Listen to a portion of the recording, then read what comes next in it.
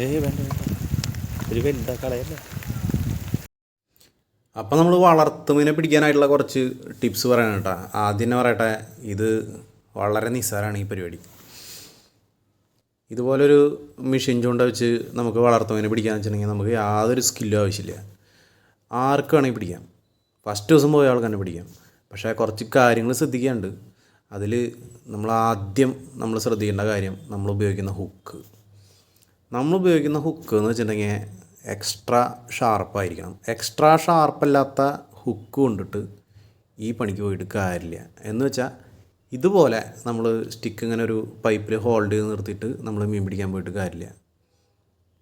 പിന്നെ രണ്ടാമത്തെ കാര്യം, നമ്മൾ ഇതിൽ കൊരുത്തിടുന്ന ഫുഡ്, അതായത് നമ്മൾ കാലിത്തീറ്റയുടെയും മൈദയുടെയും ഒരു മിശ്രിതമാണ് ഉപയോഗിക്കുന്നത്. ഈ മിശ്രിതത്തിൻ്റെ പരുവം എന്ന് വെച്ചിട്ടുണ്ടെങ്കിൽ നമ്മൾ വെള്ളത്തിലേക്ക് എറിയണ സമയത്ത് ഇത് നമ്മളുടെ ഹുക്കുമെന്ന് പോവരുത്. മാത്രമല്ല, മീൻ കൊത്തി കഴിഞ്ഞാൽ മീൻ അത് കടിച്ചാൽ കിട്ടണം. നമ്മളൊരു റബ്ബറിൻ്റെ ഉണ്ട പോലെ ആക്കിയിട്ടിട്ട് മീൻ കടിച്ചാൽ കിട്ടാത്തൊരു പരിവാക്കിയിട്ട് കാര്യമില്ല. പിന്നെ ഈ തീറ്റ മിക്സ് ചെയ്യുന്ന സമയത്ത് ഞാൻ പറയുകയാണെങ്കിൽ ഇതൊരു പുട്ടുപൊടി പരുവത്തിലാണ് നമ്മൾ മിക്സ് ചെയ്യേണ്ടത്. ആ സംഭവം നമ്മൾ ഹുക്കുമ്പോൾ വെച്ചിട്ട് മുറുക്ക പിടിക്കുമ്പോൾ അത് ടൈറ്റായിരിക്കണം. പിന്നെ നിങ്ങൾ ഈ സാധനം വെള്ളത്തിലൊന്ന് മുക്കിയിട്ട് ഒന്ന് ഇളക്കി നോക്കുക. 2-3 വട്ടം ഇളക്കിയിട്ടൊന്ന് പൊക്കി നോക്കുക. ഈ സംഭവം വിട്ടു പോകണ്ടോ നോക്കുക. എളുപ്പത്തിൽ വിട്ടു പോകണമെങ്കിൽ അതിൽ കുറച്ചും കൂടെ മൈദ നമ്മൾ മിക്സ് ചെയ്യണം.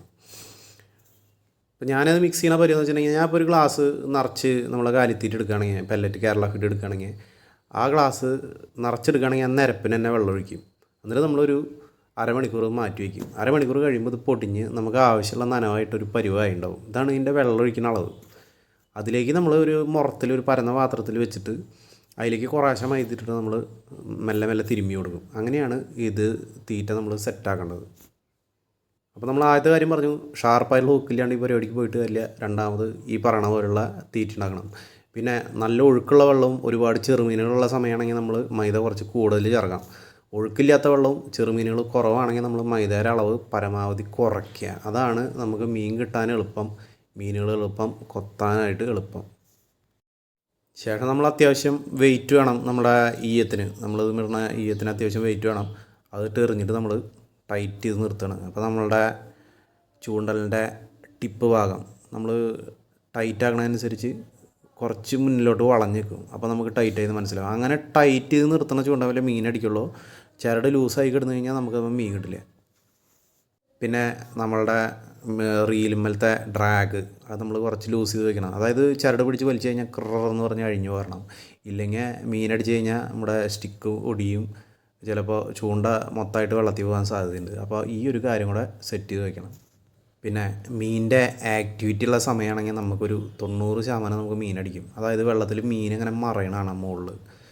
അപ്പോൾ ആ സമയത്ത് ചൂണ്ടാൻ പോയാൽ നമുക്ക് ഗ്യാരണ്ടിയാണ്. അല്ലാത്ത സമയത്ത് ചൂണ്ടാൻ പോയി കിട്ടില്ല എന്നല്ല, പക്ഷേ ചാൻസ് കുറച്ച് കുറവാണ്. അപ്പോൾ നമ്മൾ ചൂണ്ടാൻ പോകുമ്പോൾ മീൻ ഇതുപോലെ മറയണ ആക്ടിവിറ്റി ഉള്ള സ്ഥലത്ത് നമ്മൾ ചൂണ്ടാനായിട്ട് ശ്രമിക്കുക. അത് നമുക്ക് മീൻ കിട്ടാനുള്ള ചാൻസ് കൂട്ടും. ഓക്കെ, അപ്പോൾ ഇനി നമുക്ക് കാര്യങ്ങളിലേക്ക് കടക്കാം. നമ്മുടെ മീൻ അടിച്ചിട്ടാ. അതെ, ഇത് നേരെയാണോ നോക്കിയിട്ടാ ഇരിക്കണ ക്യാമറ? റെഡിയാണോ? അടിച്ചിട്ടാ മീൻ.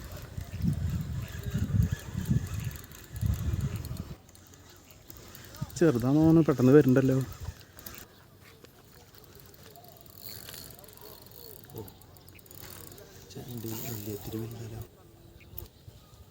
ചെറുതാണോ? അപ്പം നമ്മുടെ രണ്ടാമത്തെ മീനാണ് ഈ വന്നത്. ആദ്യത്തെ മീൻ കിട്ടി നമുക്ക് വീഡിയോ എടുക്കാൻ പറ്റിയില്ല. പിന്നെ നമ്മൾ 6 കുളത്ത് നമ്മൾ ഉപയോഗിക്കുന്നുണ്ട്, 2 സെറ്റായിട്ട്. ഒരു സൈഡിൽ 3 അപ്പുറ സൈഡിൽ 3. അങ്ങനെ 6 ഹുക്ക് വെച്ചിട്ടാണ് ചെയ്യുന്നത്. അപ്പോൾ അതെന്താ കുഴപ്പമെന്ന് വെച്ചിട്ടുണ്ടെങ്കിൽ, മീൻ ഇതുപോലത്തെ മൊന്തയിലേക്കൊക്കെ പോയി കഴിഞ്ഞ് കഴിഞ്ഞാൽ ചിലപ്പോൾ 3 ഹുക്ക് മീനിൻ്റെ മേല് വിട്ടുണ്ടാവും. അടുത്ത 3 ഹുക്ക് ഏതെങ്കിലും വല്ല വള്ളിയിൽ അവിടെ ഇവിടെയൊക്കെ ചുറ്റി പിടിച്ച് കഴിഞ്ഞാൽ നമ്മളുടെ ചൂണ്ടലിൻ്റെ, അതായത് റോഡിൻ്റെ റീലിൻ്റെ കൺട്രോൾ ചെയ്ത് മീൻ പോവും. അപ്പോൾ അങ്ങനത്തെ സാഹചര്യത്തിൽ നമുക്ക് മീൻ നഷ്ടപ്പെടാൻ സാധ്യതയുണ്ട്. അപ്പോൾ പരമാവധി മീനെ നമ്മൾ ഇങ്ങനത്തെ മൊന്തക്കാടുകളിലേക്കൊന്നും കയറ്റാണ്ട് നോക്കുക. പരമാവധി നല്ല തെളിഞ്ഞ സ്ഥലത്ത് വെച്ച് കൺട്രോൾ ചെയ്ത് നിർത്തിയെടുക്കാൻ ശ്രമിക്കുക.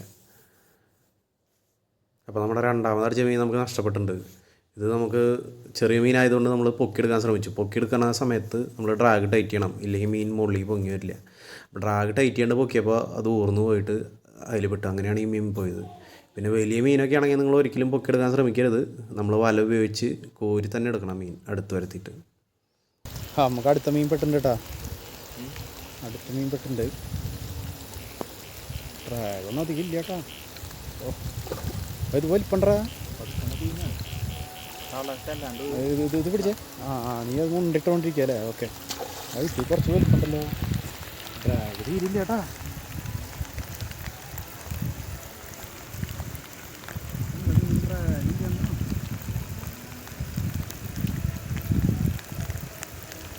ചെറിയ ചൂണ്ടേട്ടാ. ചെറിയ ചൂണ്ടാന്ന് പറഞ്ഞാൽ അതിൻ്റെ ചെറിയ ലൈനാണ് കൊടുക്കുന്നത്.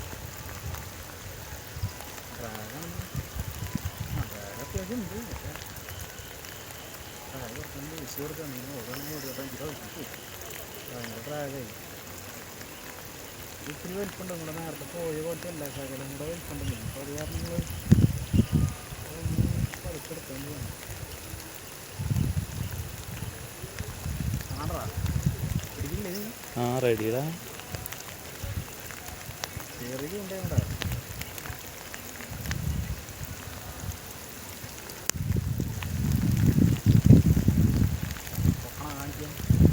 വേണ്ട ഒരു വലുതാ കളയല്ലേ. അവനൊന്ന് കളരട്ടെ.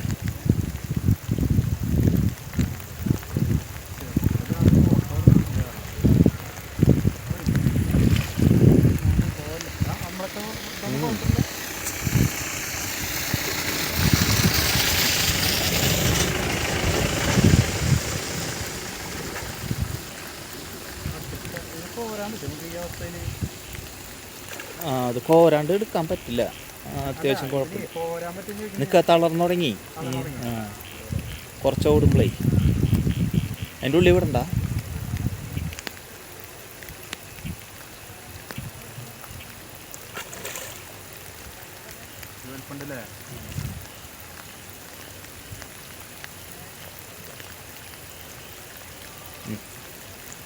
ആയി തുടങ്ങി.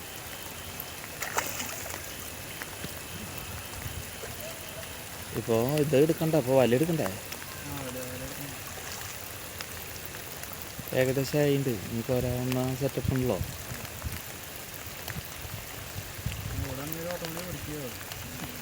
ചുറ്റ് അല്ലെങ്കിൽ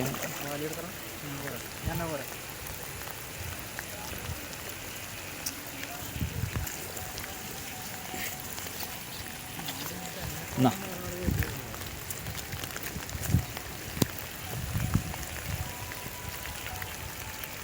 വായ കൂടെ കോരിയാൽ മതി.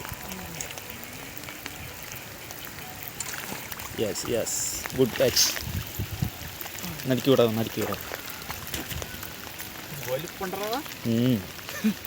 ചെറു ചൂണ്ടല്ലോ. 2.5 കിലോ. അടിപൊളി. അപ്പം നമ്മൾ സക്സസ്.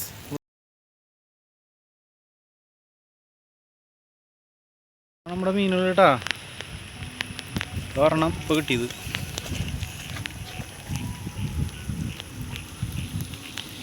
നമുക്ക് അടുത്ത മീൻ അടിച്ചിട്ടുണ്ട് കേട്ടാ.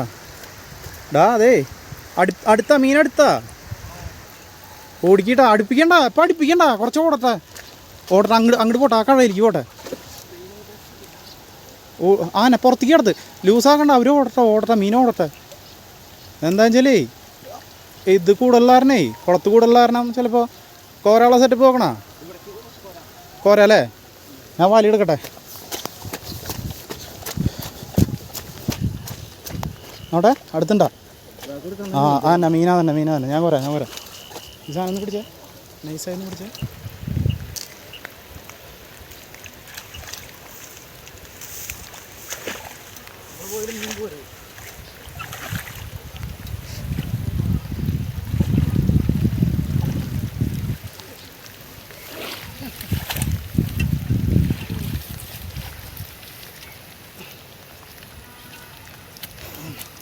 സെയിമല്ലേ? ഇത് നമ്മുടെ ബ്രോയാണ് സുഹിത്ത്. നമ്മൾ തമ്മിൽ 40 വർഷത്തെ പരിചയമുണ്ട്. അതായത് ജനിച്ചപ്പോട്ടുള്ള പരിചയം. അപ്പം നമ്മൾ അടുത്തനാലേക്ക് ഇരിക്കുകയാണ് കേട്ടോ. അപ്പോൾ വന്നതിൽ എന്തായാലും കാര്യം ഉണ്ടായി. നമ്മുടെ കോരുവലയും വലിപ്പം കണ്ടില്ലേ? പൊളി സാധനം. ഇതാണ് നമുക്ക് കിട്ടിയ മൂന്നാമത്തെ സാധനം കേട്ടോ. ഏതാ മഴ എന്ന് പറഞ്ഞ ഗൈസ്, അമ്മാരി മഴ കേട്ടോ. നമ്മൾ അടിച്ച് താർത്തുകൊണ്ടിരിക്കണം മീൻ. നമ്മൾ ഒരു 5 നമുക്ക് കിട്ടാം. മഴ മഴ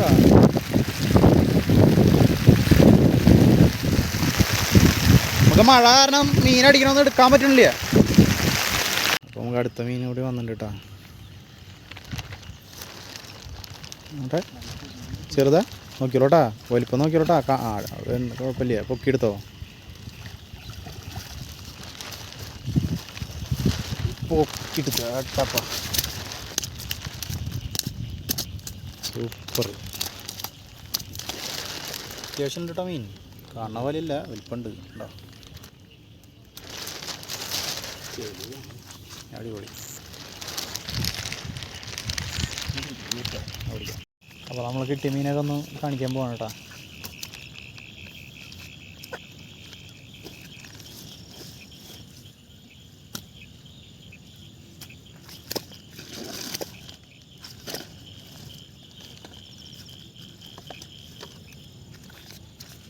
കഴിഞ്ഞാ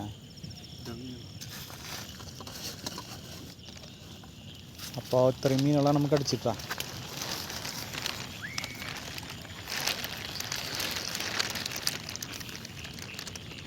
അപ്പോൾ നമ്മൾ ഇന്നത്തെ മീൻ പിടുത്തം അവസാനിപ്പിച്ചു. നമ്മളിന്നൊരു 3:30-4 മണിയോടുകൂടി എത്തിയിട്ടുണ്ടാവും. നമ്മളൊരു 7 മണി വരെ നിന്നിട്ടുണ്ട് അവിടെ. അപ്പോൾ പോരുമ്പോഴേക്കും ഇരുട്ടായി. അപ്പോൾ ഒരു മീൻ നമുക്കൊന്ന് പെട്ടിട്ട് ഊരിപ്പോയി. ബാക്കി പെട്ടതെല്ലാം നമ്മൾ പിടിച്ചു. അപ്പോൾ നമ്മൾ കുറേ കാലമായി കാർപ്പ് ഫിഷിങ്ങിന് ഇറങ്ങിയിട്ട് നമ്മൾ വിശ്വല ഉണ്ടാക്കൽ, നിർമ്മാണം, അത് വെച്ചുള്ള മീൻപിടുത്തം, അങ്ങനത്തെ കാര്യങ്ങളൊക്കെ ആയിരുന്നു.